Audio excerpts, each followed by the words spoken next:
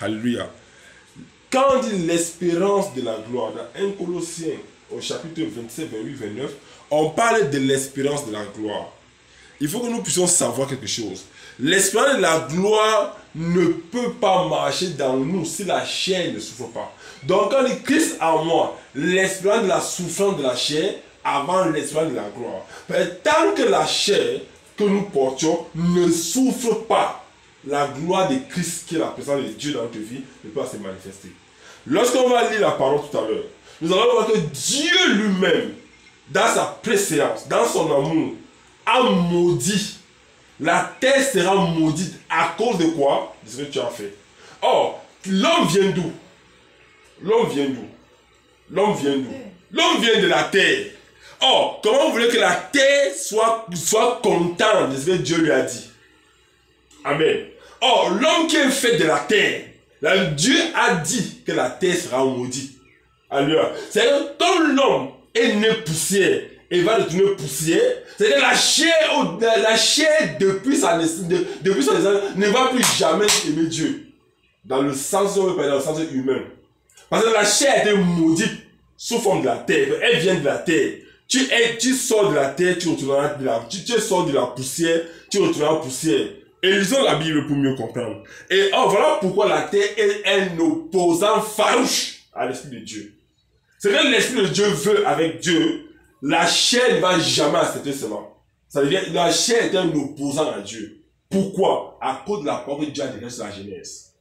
Maintenant, la chair aussi, habitant en l'homme, vivant avec l'homme, qui est âme et esprit, va se rebeller toute la vie de l'essence d'un homme. Tout enfant qui naît de 0 mois jusqu'à X âge va toujours, même si tu es sanctifié à quel niveau de sanctification, la chair va toujours te proposer les choses de la terre et s'opposer à Christ.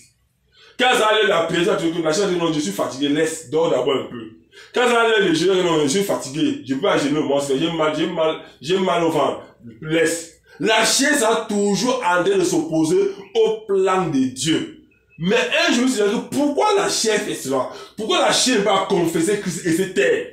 C'est donc l'Esprit de Dieu m'a envoyé dans la Genèse. Qu'est-ce que Dieu a dit à la terre? Qu'est-ce que Dieu a parlé à la terre? Et il va dire malheureusement, heureusement, que nous sommes faits de la terre, nous sommes faits de la poussière. Et nous allons retourner poussière. Or, cette poussière-là a eu une parole de Dieu. Depuis que Dieu avait parlé à la poussière qui est la terre, Dieu n'a plus jamais parlé un autre jour. On va lire la parole. Et depuis ce jour-là, la terre est devenue un opposant à Dieu. Tout ce qui se passe sur la terre est presque mauvais. Pourquoi? Parce que la terre, par la parole que Dieu lui a donnée, il s'oppose à Dieu parce que l'homme a été fait de la terre. Voilà qu'on parle d'un corps charnel terrestre et un corps céleste. Le corps terrestre s'oppose à Dieu. Le corps céleste glorifie Dieu.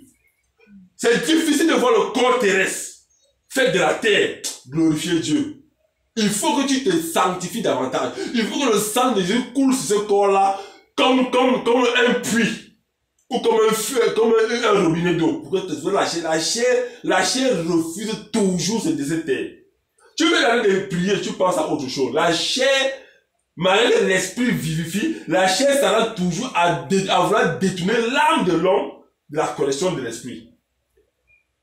À cause de la parole qui lui a été prononcée. Alléluia. Nous allons visiter le livre de la Genèse. Genèse 3. Qu'est-ce que Dieu a dit là-bas à la terre?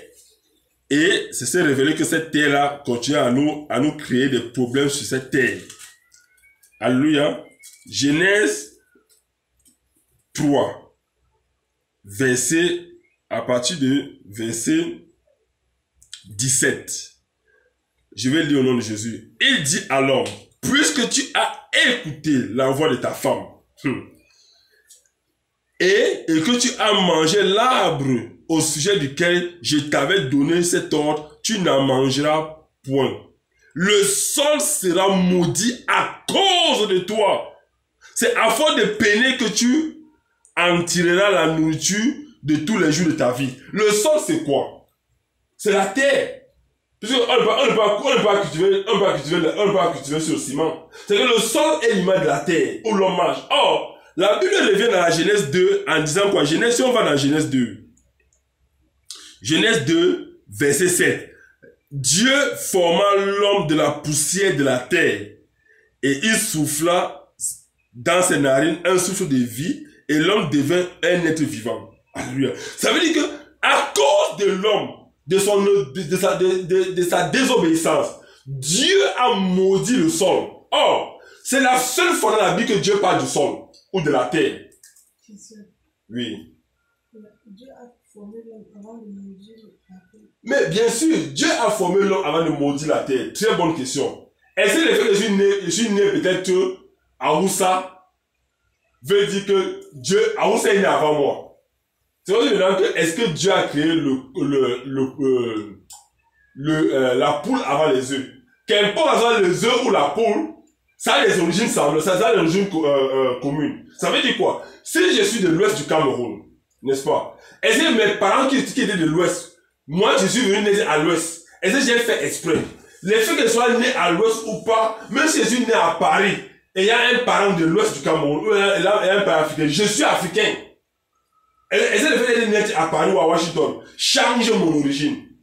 Nous tous, nous avons une origine. La terre est l'origine d'Adam. Mais dans il savait que si on maudit un village, regarde par exemple Ruth. Ruth est sortie de Moabit. Est-ce qu'elle était là quand Dieu maudissait les Moabites? Elle n'était pas là. Mais la malédiction a eu effet sur elle parce qu'elle sort de là. Lorsque Dieu parle à Adam, il n'y a aucun homme sur la terre hormis Adam et Ève. Lorsque Dieu dit à Adam que si tu sors de l'Éden, tu as péché. Est-ce que j'étais là?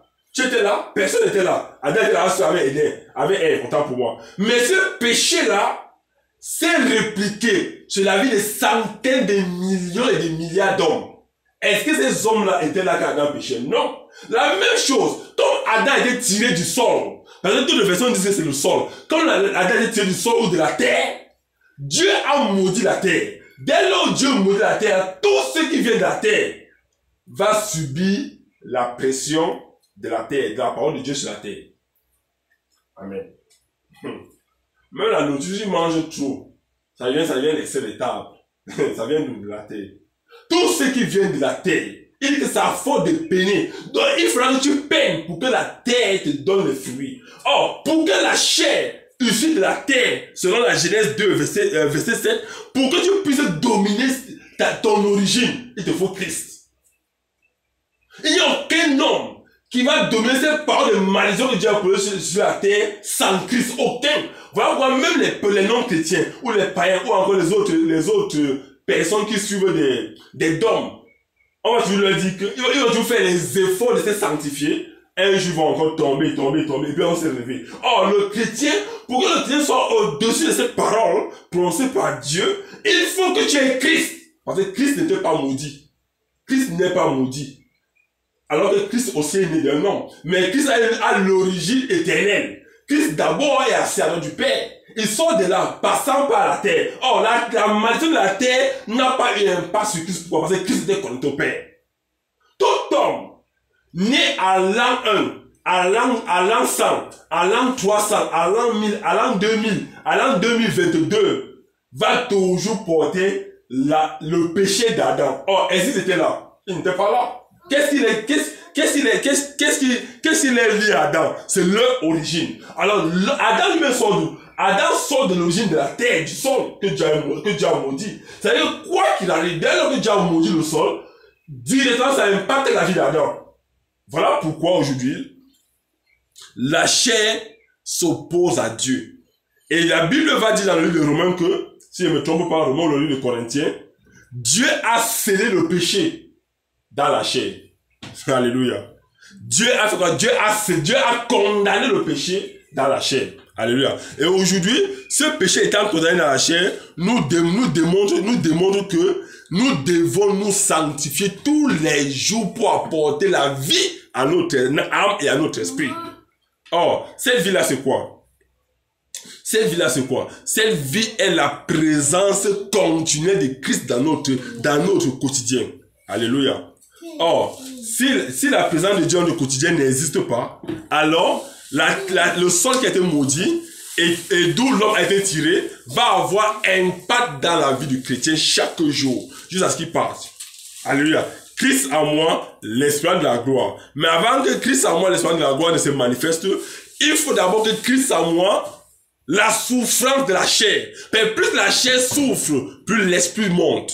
Plus la chair souffre, plus la chair se sanctifie, plus l'esprit monte. Alléluia. Et ça nous amène à comprendre pourquoi nous devons être fidèles en Jésus qui Nazareth. Amen. Il dit, à cause de toi, le sol sera maudit. L'homme est tiré d'où? Du sol.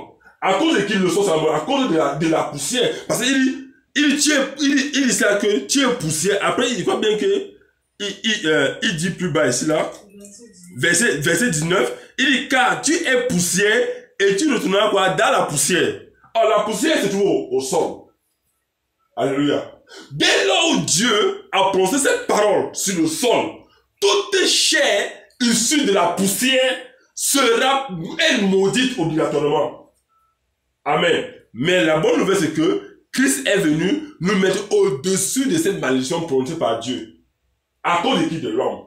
C'est l'homme qui a fait, l'homme qui est tiré de la terre, de son origine. C'est que l'homme qui est tiré d'une origine a besoin de maudire cette origine-là. Or, comme tout homme vient de cette origine-là, il faut une origine supérieure à l'origine, à cette origine-là qui est Christ. Amen. Si on comprend ce qu'on veut dire. Ça veut dire quoi? C'est-à-dire que l'homme dans la chair, il est âme, esprit et chair. Pour que l'esprit et l'âme, pour que l'âme soit soumise à l'esprit, il faudrait que l'homme laisse couler overflow le sang de Jésus dans sa vie. Sinon, tu vas toujours continuer à vivre la même vie chaque jour. Tu tombes, tu te relèves, tu tombes, tu te relèves, tu tombes, tu te relèves, tu tombes, jusqu'à ce qu'un jour tu vas partir. Or, le chrétien ne doit plus tomber et se relever. Le chrétien là, il s'est se mettre debout à cause du sang de Christ. Alléluia. Et nous devons comprendre que quand le Seigneur m'a parlé de ce verset-ci, j'ai dit, ah Seigneur.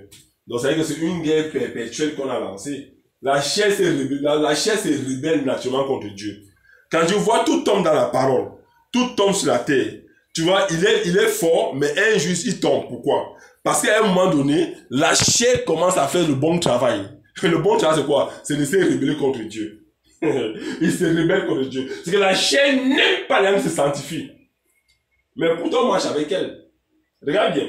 Quand tu sors, tu vas en route, tu vas au travail, tu vas faire les achats. Tu sors avec la pression de la chair et l'amour de l'esprit. La chair va te tenter durant ton séjour à l'extérieur de ta maison, comme l'esprit va te permettre de prier durant ton séjour à l'extérieur de ta maison. Même quand tu es chez toi, la chair va continuer à te parler. Tu as vu telle chose dehors, c'est bien. Hein? L'esprit va dire non, c'est pas bien, ça ne glorifie pas Dieu. Ce sera un combat jusqu'à ce que la terre que Dieu a maudite, le sang que Dieu détruit ça. Alors Dieu dit que la terre sera détruite parce qu'elle a été maudite. Or, l'homme vient de là. L'homme a été tiré du sol. L'homme a été tiré de la terre. Tant que cette parole domine sur la terre, parole prononcée par l'Éternel, le Créateur Yahvé, la chair sera toujours un opposant à Dieu. Alléluia. Maintenant, comme je dis toujours, gloire sera rendue, comme 1 Colossiens 27, Colossiens 1, verset 28, 29 dit, Christ en moi, l'espérance de la gloire. Or, pour que cette espérance de la gloire se manifeste, il faudra que la chair souffre de nous laisser glorifier Christ. Amen. Et j'aimerais que nous puissions comprendre que nous avons chaque jour une bataille à faire. La bataille, ce n'est pas seulement de prier, de gêner ou quoi, non. C'est aussi de bagarrer dans son être intérieur. Avec les pensées qui viennent de la chair, qui a été maudite de la Genèse, et les pensées qui viennent de l'esprit, qui est de Christ. C'est-à-dire qu'il y a deux combats entre nous. Maintenant, c'est à moi, à mon âme, de sélectionner ce qui vient de Christ et de laisser ça dominer sur la chair. Or, la chair va toujours se rebeller contre Dieu. Alléluia. Alléluia. Que le nom du Seigneur soit glorifié et qu'il nous permette de comprendre ce que la parole veut dire. Nous allons rendre grâce au Seigneur parce que le Seigneur seul est responsable de notre vie. La chair aussi, malgré toutes choses, va vouloir être responsable de notre vie. Pourquoi? Parce que Dieu a donné une parole. Dans Genèse 3, verset 19, tu es poussière, tu retourneras poussière. Dans la chair veut que tu retournes là où tu étais maudit. Amen. Dieu n'a même pas maudit l'homme. Non. Mais Dieu a maudit le sol que l'on devait cultiver. Or, l'homme sort du sol. N'est-ce pas? Ça veut dire que quoi? Ça veut dire que la chair, comme la chair sait que nous allons redevenir tous poussière, parce que là nous devenons, elle va nous mener la vie difficile. Elle sait déjà qu'elle sera jugée. Elle sait qu'elle sera condamnée, elle sera détruite. Elle veut les détruire avec nous. Et elle doit, entre parenthèses, l'ennemi aussi, à faire son travail dans notre vie. Mais gloire s'est donnée. Jésus-Christ a payé le prix. Jésus a payé le prix. Et que le nom du Seigneur